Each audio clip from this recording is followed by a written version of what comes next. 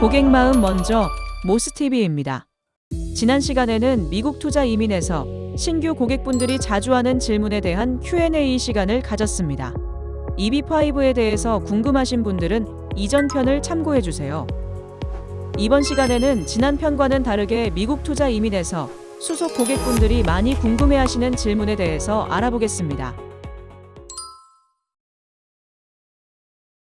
미국 영주권자가 6개월에서 1년 사이에 해외에 계시다가 들어오시면은 사실은 입국 심사관의 재량에 따라서 이제 허가가 되시는 거고요. 해외에서 1년 이상 계시면은 사실은 영주권이 자동 박탈되는 거거든요. 그런데 대신에 이제 리엔트리 퍼밋이라고 여행 허가서를 미리 신청을 하시면은 2년짜리가 나오고 그거를 보통 한 3번 정도까지는 받을 수가 있어요. 그거를 미리 신청을 하시게 되면은 뭐 5년, 6년 정도까지는 해외에 계셔도 크게 문제가 없으시고 잘 영주권을 유지하실 수 있습니다. 네, 신청하실 때 대신에 미국에 오셔서 접수를 하셔야 돼요. 그래서 반드시 미국 입국하실 때 미리 알려주시면 저희가 서류를 준비했다가 미국에 도착하시고 나서 이민국에 접수를 하실 수가 있고요. 접수하시고 나면 사실은 지문을 찍으라고 통지서가 오는 게 보통 1달, 2달 정도 걸리거든요. 그래서 제일 좋기는 2달 정도는 계시면서 지문까지 찍고 출국하시는 게 가장 좋겠고, 아니면은 다시 돌아가셨다가 지문을 찍으러 다시 오시는 것도 가능합니다.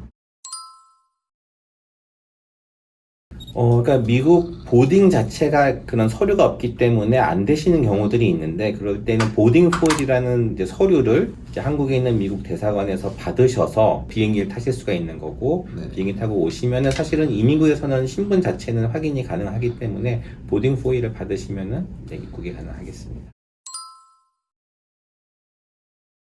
주 신청인이라고 하는데 보통 이제 투자자죠. 부모님이 투자를 하신 경우 학생은 이제 주 신청인이 아니고 나중에 이제 비자를 낼 때 그때 이제 가족으로서 같이 영주권을 받게 되시기 때문에 학생 비자 받는 데는 전혀 문제가 없으시고요. 만약에 자녀분이 자체적으로 투자를 해서 주 신청인이 된 경우라고 하면은 영주권 받을 의사를 밝혔기 때문에 학생 비자는 비이민 비자라서, 학생 비자는 또 공부를 하러 갔다가 다시 돌아와서 내가 영주권을 받겠습니다라고 의사를 표현하면은 받으시는 경우들이 굉장히 많이 있습니다. 자녀일 때는 전혀 문제는 없는 거죠.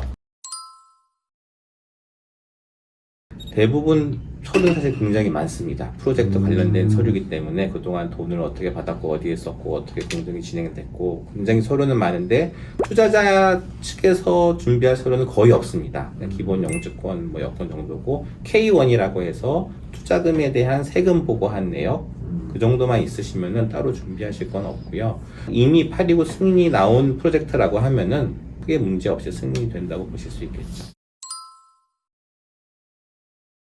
언제, 몇 월, 며칠, 몇 시에 어느 그 이민국 사무실로 와라라고 나오기 때문에 그때는 여권을 챙기시고 그 받으신 편지를 가지고 방문하시면 됩니다. 지문 찍으셔야 되는 경우가 이제 I-8이고 조건해지 신청하시게 되면 지문 찍으라고 오고, 또 I-131 여행허가서 신청하면 지문 찍으라고 오는데, 사실은 굉장히 간단한 절차예요. 사무실에 방문하셔서 지문만 딱 찍으시면 거의 뭐 한 15분 정도만 되는 프로세스라서, 미국에 안 계신 부분들은 오셔야 되니까 좀 불편하실 수 있겠지만 어려운 절차는 아닙니다. 그때 못 가면은 네. 어떡하죠? 네, 연장하실 수가 있어서요. 대신에 좀 미리 연장을 일찍 하셔야지 문제가 없고요. 너무 여러 번 연장하시다 보면은 더 이상 연장이 안 되고 아예 거절을 내는 경우도 있기 때문에 되도록 지문을 찍으라고 연락이 오면은 바로 찍으시는 게 제일 좋겠습니다.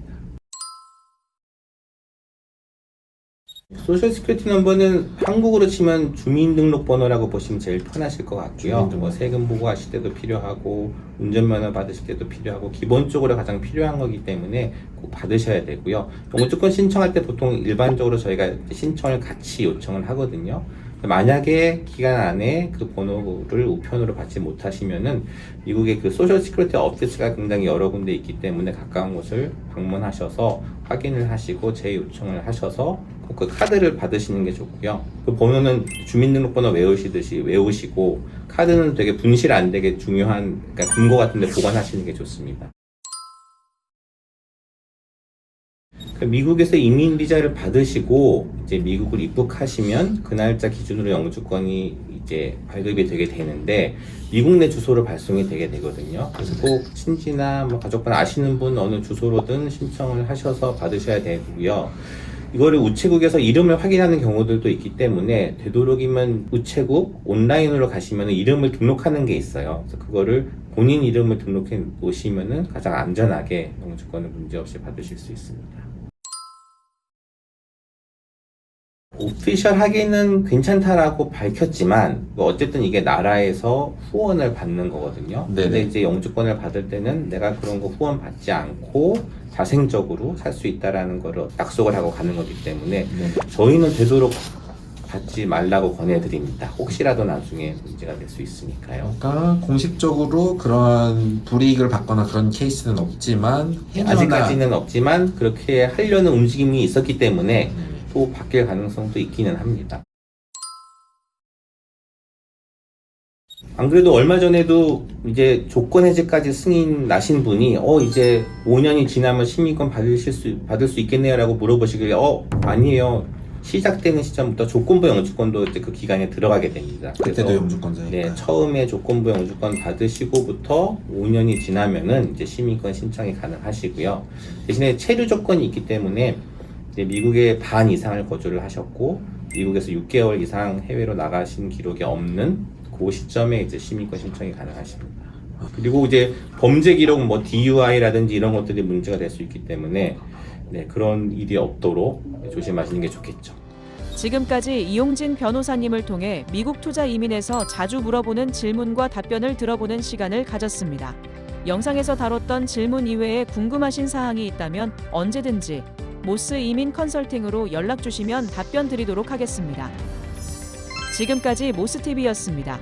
감사합니다.